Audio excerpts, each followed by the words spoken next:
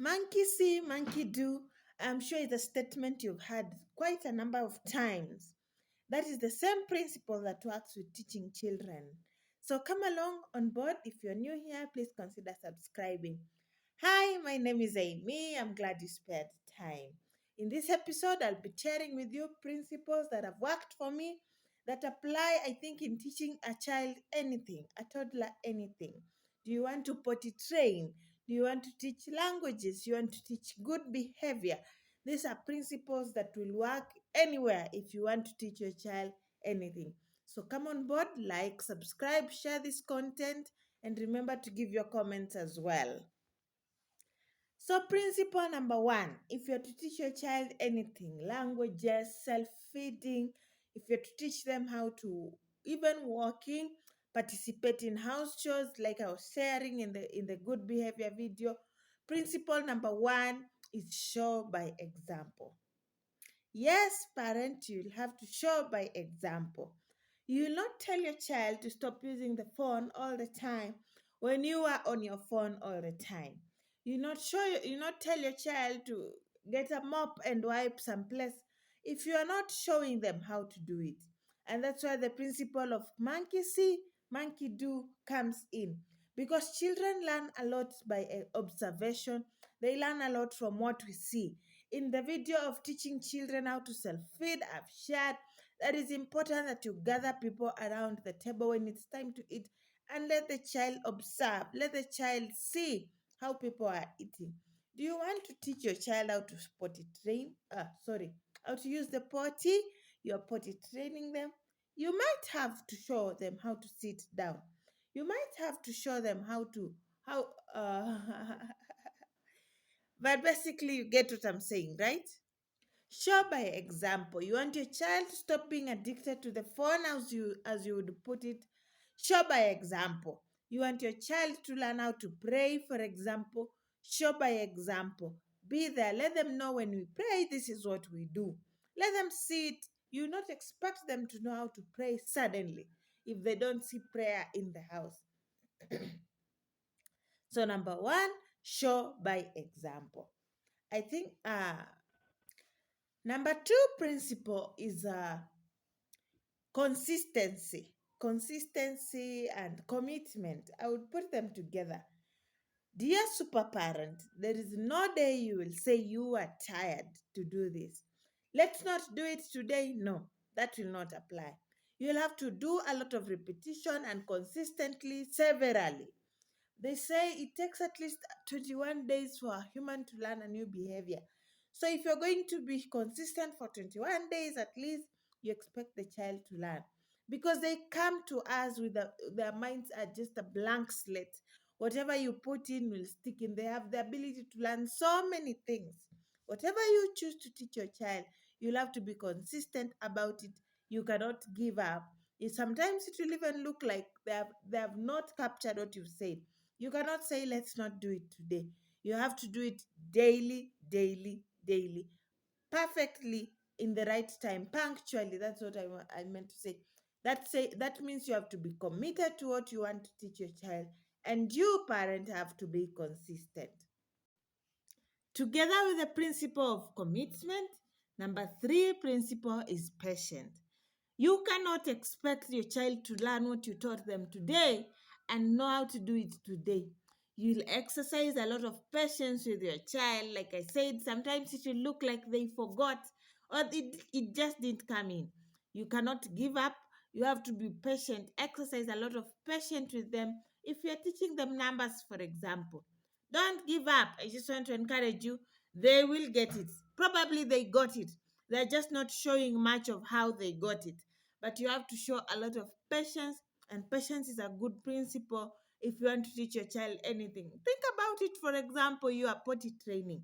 You cannot be impatient with a child. After 2 days, some of them get it very fast, but your child could just be different. So you want to exercise a lot of patience if you are to deal with such a child. Another principle is what I call do it the right way. If you're going to teach a child languages, for example, you cannot afford to pronounce words a different way. Like you just have to pronounce the words the right way. And this is to those of us who think children don't understand. Parents, children understand, they can comprehend a lot more than you think they would. If you are pronouncing book, for example, and baby comes and says ook, don't start pronouncing the word book, ook. Just pronounce it as book, book, book. They, in their mind, they are getting it as book, just that their pronunciation and their verbal skills have not perfected, so they are saying ook. You cannot afford to pronounce it differently if you are the parent. So you have to just do it the right way. If you're showing the child how to wash utensils, do it the right way. Do not alter your pattern. Do not do it incorrectly just because you think the child will not understand. Do it the right way, they will learn the right way. If you're teaching baby how to eat, self-feed, do it the right way like you would. Do not adjust to start eating like, say, a dog because you want them to eat, so you teach them this is how a dog eats. No, no, no, no, no, no. Just do it the right way. Baby will understand. These are principles, again, like I've said, that have worked for me, that I'm applying with my kids, and I think would work with teaching a child just about anything. If you're teaching a child colors, for example, and they say red, you say red and they say red, do not adjust that pronunciation to red. Just continue saying red, because the moment you adjust, the child will be confused. What is this? What is mama saying? What is daddy saying? I can't seem to get it. So just do it the right way. Another principle that will work with just about anything, you have to be calm and sober all the time. You cannot get worked up with emotions, because children will just upset you about with anything. Whenever you are teaching them, the child will just get upset. We might do something that will upset you. You are potty training and then they pooped just right out away from the potty when it was right there. What would you do? Would you quarrel them? Would you become upset? Would you shout, for example? The moment you show inconsistency in emotions, the child will become afraid and probably they will not want to interact with you. There's a way you can discipline a child without working up on emotions. So you have to be sober all the time. Even with discipline, when you're correcting your child, it has to be from a point of correction, not a point of anger, not a point of bitterness. You cannot afford to be bitter with that under two, because probably they'll be wondering, why is mama bitter? I did it the right way.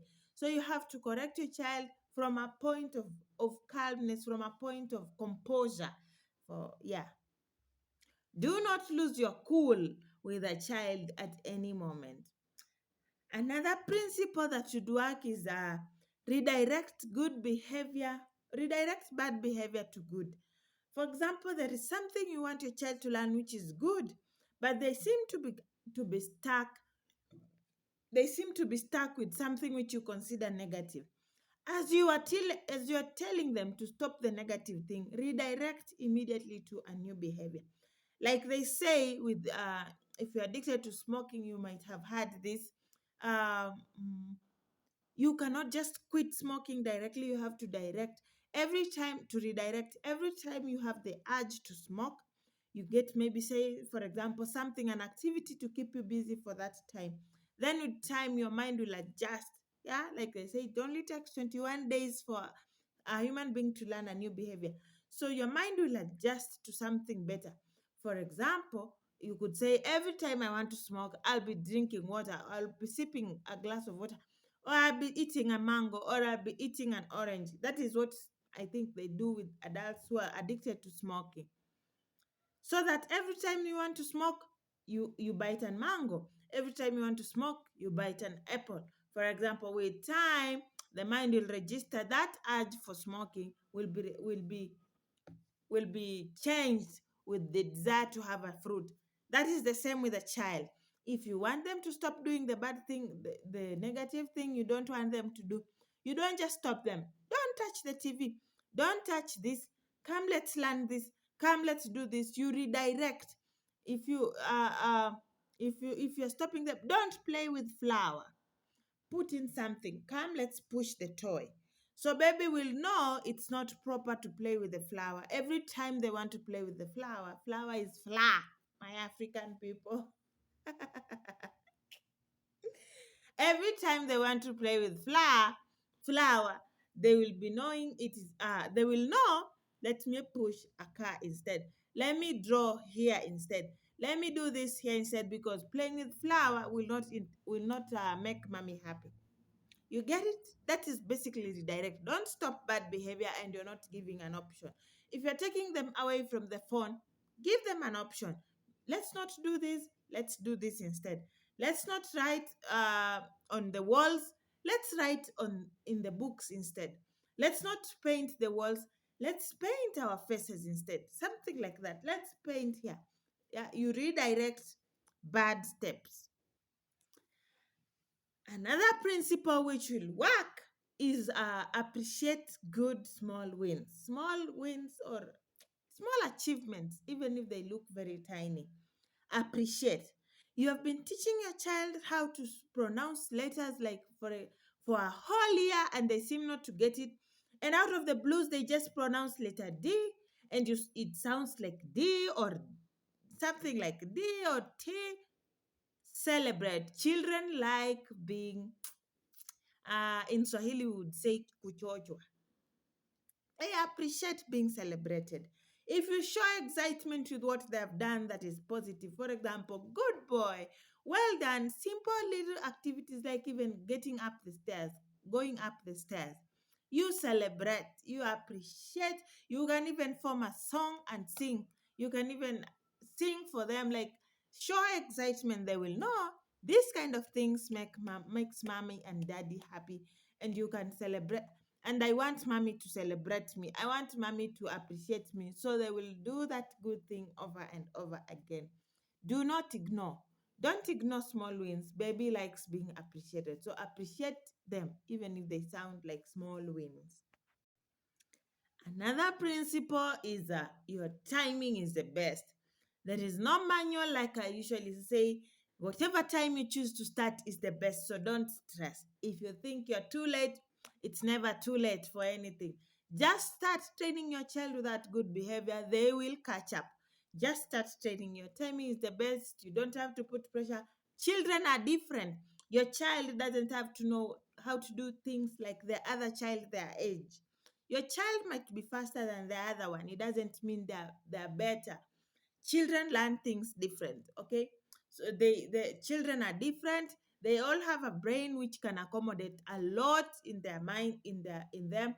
So don't stress. Your timing is the best. Just start. If you're thinking about training your child how to do ABCD, just start. And finally, you might want to accept help, because sometimes you'll be training your child and you're not there for one reason or the other. To be consistent on it, just accept help. You can ask somebody or a nanny who is sitting. You can just ask them, would you try to emphasize this for my baby today? Would you try singing this to my baby today? Would you try painting with my child? Don't be afraid of asking for help. And whenever help presents itself, accept help. Okay? So that's it for principles that would work when you're teaching your child just about anything. Try any of them and share with me in the comment section if any of it worked. Thank you. That's it. Have a blessed day. Let's meet in the next one.